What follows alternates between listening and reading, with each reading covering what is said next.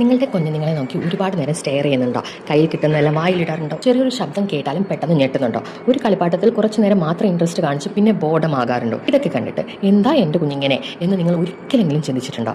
അങ്ങനെയെങ്കിൽ ഈ വീഡിയോ നിങ്ങൾക്കുള്ളതാണ്. നമ്മൾ പലപ്പോഴും കുസൃതി, വാശി, അധികം സെൻസിറ്റീവ് എന്നൊക്കെ പറയുന്ന ബേബി ബിഹേവിയേഴ്സ് അവരുടെ ബ്രെയിൻ ഡെവലപ്മെൻറ്റിൻ്റെ നാച്ചുറൽ സയൻസ് ആയിരിക്കാം. ഇന്ന് നിങ്ങളുടെ കുഞ്ഞിൻ്റെ ബ്രെയിൻ ഡെവലപ്മെൻറ്റിനെ കുറിച്ച് നിങ്ങളെ അത്ഭുതപ്പെടുത്തുന്ന 7 ബിഹേവിയേഴ്സാണ് നമ്മൾ ഡിസ്കസ് ചെയ്യാൻ പോകുന്നത്. അതിൽ ഏറ്റവും ഇമ്പോർട്ടൻറ്റ് 5-ാമത്തേതാണ്. അതുകൊണ്ട് വീഡിയോ സ്കിപ്പ് ചെയ്യാതെ മുഴുവനും കാണാൻ ശ്രദ്ധിക്കുക. ഒരു ചെറിയ ക്ലാരിഫിക്കേഷൻ ആദ്യം പറയാം. ഈ ബിഹേവിയേഴ്സ് ഉണ്ടെന്ന് മാത്രം കൊണ്ട് കുഞ്ഞ് ജീനിയസ് ആണെന്നോ മറ്റുള്ള കുട്ടികളെക്കാൾ ഇന്റലിജന്റ് ആണെന്നോ നമുക്ക് പറയാൻ കഴിയില്ല. പക്ഷേ ഇതിൽ പലതും നോർമൽ ബ്രെയിൻ ഡെവലപ്മെന്റിന്റെയും ലേണിംഗിന്റെയും ഭാഗങ്ങളായിരിക്കും. അപ്പോൾ ഇതേതാണ് ഈ 7 ബിഹേവിയേഴ്സ് എന്ന് നമുക്ക് നോക്കാം.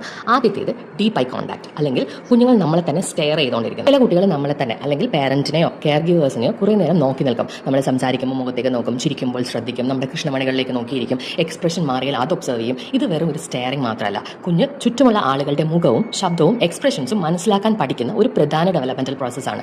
അമ്മ ചിരിക്കുകയാണ്, അച്ഛൻ സംസാരിക്കുകയാണ്, അപ്പോൾ അമ്മയുടെ മുഖഭാവം മാറി. ഈ സോഷ്യൽ ക്യൂസ് കുഞ്ഞിൻ്റെ ബ്രെയിനെ ക്രമേണ പഠിച്ചെടുക്കുന്നു.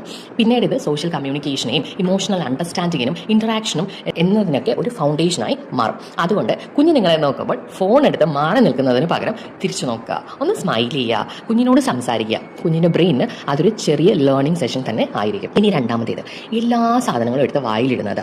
കൈ കിട്ടുന്നതെല്ലാം വായിലിടുന്ന കുഞ്ഞ്. ഇത് പേരൻസിനെ ഏറ്റവും കൂടുതൽ ഡിസ്റ്റർബ് ചെയ്യുന്ന ഒരു ബിഹേവിയറാണ്. കാരണം അവർ പരാതി തന്നെ പറയും, എന്തെടുത്താലും കുഞ്ഞ് വായിലിടും. പക്ഷേ കുഞ്ഞുങ്ങൾക്ക് വായ ഭക്ഷണം കഴിക്കാൻ മാത്രമല്ല ഉപയോഗിക്കുന്നത്. അവർ ഒബ്ജക്ട്സിൻ്റെ ടെക്സ്ചർ, ഷേപ്പ്, ഹാർഡ്നെസ്, ടെമ്പറേച്ചർ തുടങ്ങിയ സെൻസറി ഇൻഫർമേഷൻസ് മനസ്സിലാക്കാനും വായിലൂടെ എക്സ്പ്ലോർ ചെയ്യുന്നുണ്ട്. കുഞ്ഞൊരു ഒബ്ജക്റ്റിനെ ടച്ച് ചെയ്യുന്നുണ്ട്, പിന്നെ അതിനെ നോക്കുന്നു, പിന്നെ അതിനെ വായിലിടുന്നു. ഇങ്ങനെ പല സെൻസറി ഇൻപുട്സും അവർ ബ്രെയിനിലേക്ക് കൊടുത്തുകൊണ്ടിരിക്കുകയാണ്.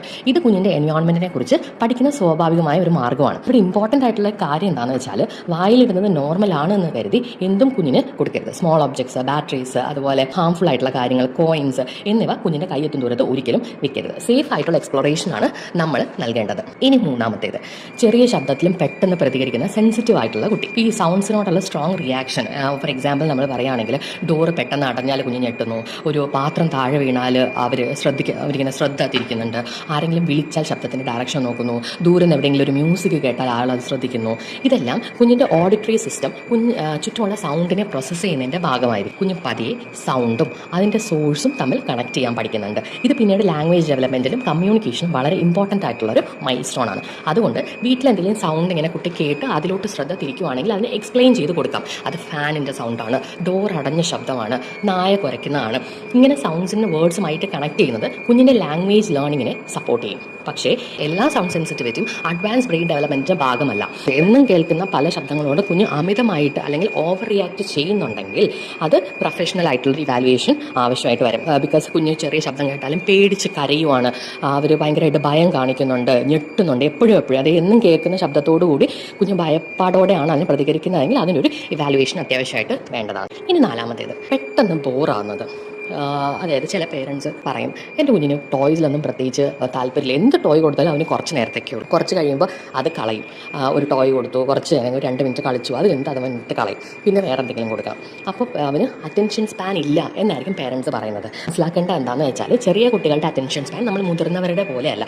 അവർ കോൺസ്റ്റൻ്റ്ലി ബ്രെയിൻ ഡെവലപ്പ് ചെയ്തുകൊണ്ടിരിക്കുന്നതുകൊണ്ട് തന്നെ പുതിയ അറ്റൻഷൻസ് അവരിങ്ങനെ സീക്ക് ചെയ്തുകൊണ്ടിരിക്കും. ഒന്നിലേക്ക് ഒരു ഒബ്ജക്റ്റിൽ നിന്ന് മറ്റൊരു ഒബ്ജക്റ്റിലേക്ക് അവരിങ്ങനെ ശ്രദ്ധ മാറ്റിക്കൊണ്ടേയിരിക്കും. അതുകൊണ്ട് തന്നെ കുറച്ച് ടോയ്സ് മാത്രം കൊടുക്കുക. ആദ്യം കുറച്ച് ടോയ്സ് കൊടുക്കുക, പിന്നെ അത് കളിച്ച് കഴിയുമ്പോൾ അടുത്ത ടോയ്സ് കൊടുക്കുക. അങ്ങനെ, അതായത് ബ്ലോക്സ് ഉപയോഗിച്ച് ബിൽഡ് ചെയ്യുന്നത്, പിക്ചറിൻ്റെ ബുക്ക് നോക്കി സംസാരിക്കുന്നതൊക്കെ അത് ഹെൽപ്ഫുൾ ആയിരിക്കും. അഞ്ചാമത്തത്, ഇത് ഏറ്റവും ഇമ്പോർട്ടൻ്റ് ആണ്. അതായത് ഒരു കുഞ്ഞിൻ്റെ ഡെവലപ്മെൻറ്റ് നന്നായിട്ട് നടക്കുന്നു, ബ്രെയിൻ ഡെവലപ്മെൻറ്റ് നന്നായിട്ട് നടക്കുന്നു എന്നുള്ളതിൻ്റെ ഒരു ഇമ്പോർട്ടൻറ്റ് സൈൻ ആയിട്ട് വേണമെങ്കിൽ നമുക്ക് കണക്കാക്കാവുന്നതാണ്. അതായത് ഇമിറ്റേഷൻ. നമ്മൾ കൈകൊട്ടിയാൽ കുഞ്ഞ് കൈകൊട്ടുന്നു, നമ്മൾ ബൈ ബൈ കാണിച്ചാൽ കുഞ്ഞും ബൈ ബൈ കാണിക്കുന്നു, നമ്മളൊരു സൗണ്ട് ഉണ്ടെങ്കിൽ അവരതിനെ അനുകരിക്കാൻ ശ്രമിക്കുന്നുണ്ട്. നമ്മൾ ചെയ്യുന്ന ചെറിയ കാര്യങ്ങൾ പോലും കുട്ടി കോപ്പി ചെയ്യുന്നുണ്ട്. ഇത് വളരെ ക്യൂട്ടായിട്ട് തോന്നുമെങ്കിലും അതിൻ്റെ പിന്നിൽ വളരെ ഇൻട്രസ്റ്റിംഗ് ആയിട്ടുള്ളൊരു ലേണിംഗ് പ്രോസസ്സാണ് നടക്കുന്നത്. കുഞ്ഞ് ഒബ്സർവ് ചെയ്യുന്നു, പിന്നെ അത് ഓർത്തെടുത്ത് അല്ലെങ്കിൽ റിമെമ്പർ ചെയ്യാൻ ശ്രമിക്കുന്നു. അതിനുശേഷം അവൻ്റെ അല്ലെങ്കിൽ അവളുടെ കുഞ്ഞ് ശരീരം വെച്ച്, അവരുടെ ബോഡി വെച്ചിട്ട് അവരെ ആക്ഷൻ ചെയ്യാൻ ശ്രമിക്കുന്നുണ്ട്. അതുകൊണ്ട് തന്നെ ഇമിറ്റേഷൻ വഴി നമ്മുടെ observation, memory power, motor coordination, social learning എന്നിവ അവിടെ കുഞ്ഞ് പ്രാക്ടീസ് ചെയ്യുവാണ് ചെയ്യുന്നത്. പേരൻസിന് ഇതിനെ നന്നായിട്ട് ഉപയോഗിക്കാം. ലൈക്ക് എന്തെങ്കിലും പഠിപ്പിച്ചു കൊടുക്കാനായിട്ട്, കൈകൊട്ടാൻ, ക്ലാപ്പ് ചെയ്യാൻ, ബൈ പറയാൻ, സിമ്പിളായിട്ട് സൗണ്ട്സ് എന്തെങ്കിലും ഉണ്ടാക്കാൻ, എക്സ്പ്രഷൻസ് എക്സ്പ്ലെയിൻ ചെയ്ത് കൊടുക്കാൻ. അതുകൊണ്ട് തന്നെ ഇതിൽ അറിഞ്ഞിരിക്കുന്ന വേറൊരു കാര്യം എന്താണെന്ന് എന്താണെന്ന് വെച്ചാൽ കുഞ്ഞ് ഈ സിമ്പിൾ ആയിട്ടുള്ള ഇമിറ്റേഷൻസ് പഠിക്കുന്നതോടൊപ്പം തന്നെ നമ്മുടെ വലിയ വലിയ ബിഹേവിയറും പഠിക്കുന്നുണ്ട്. നമ്മൾ അനാവശ്യമായിട്ട് ദേഷ്യപ്പെടുന്നത്, അനാവശ്യമായിട്ട് ഇമോഷൻസ്, അതായത് അൺവാണ്ടഡ് ആയിട്ടുള്ള ഇമോഷൻസ് കുഞ്ഞിൻ്റെ മുന്നിൽ വെച്ച് കാണിക്കുന്നത്, ഇതെല്ലാം കുഞ്ഞ് ഒരു സ്പോഞ്ച് എന്നോണം അബ്സോർബ് ചെയ്തുകൊണ്ടിരിക്കുക എന്നുള്ളതും കൂടി ഓർത്തിരിക്കുക. ഇനി ആറാമത്തത്, ചെയ്യാൻ പറ്റാതെ വന്നാൽ ഫ്രസ്ട്രേറ്റഡ് ആകുന്നത്. അതായത് പെട്ടെന്ന് ഇമോഷൻസ് പോകുന്നത്, അല്ലെങ്കിൽ മൂഡ് ചേഞ്ചസ് വരുന്നത്. ഇപ്പോൾ ഫോർ എക്സാമ്പിൾ ഒരു ടോയ് അല്ലെങ്കിൽ ഒരു പാവ കുഞ്ഞെടുക്കാൻ ശ്രമിക്കുന്നുണ്ട്, പറ്റുന്നില്ല. വീണ്ടും അവൻ ട്രൈ ചെയ്യുന്നുണ്ട്, പക്ഷെ പറ്റാതെ വീണ് പോവാണ്. ഒരു ഡ്രോയർ തുറക്കാൻ ശ്രമിക്കുന്നുണ്ട്, പറ്റുന്നില്ല. അപ്പോൾ എന്ത് പറ്റും? കുഞ്ഞ് കരയും, കുഞ്ഞ് ഫ്രസ്ട്രേറ്റഡ് ആവും, അല്ലെങ്കിൽ കയ്യിലിരിക്കുന്ന ബ്ലോഗ്സ് എടുത്ത് എറിയും. അപ്പോൾ ഇതൊക്കെ പേരൻസ് അല്ലെങ്കിൽ ഗ്രാൻഡ് പേരൻസ് പറയുന്നത് അപ്പോഴേ അതിനെ ലേബൽ ചെയ്യുകയാണ് എല്ലാവരും.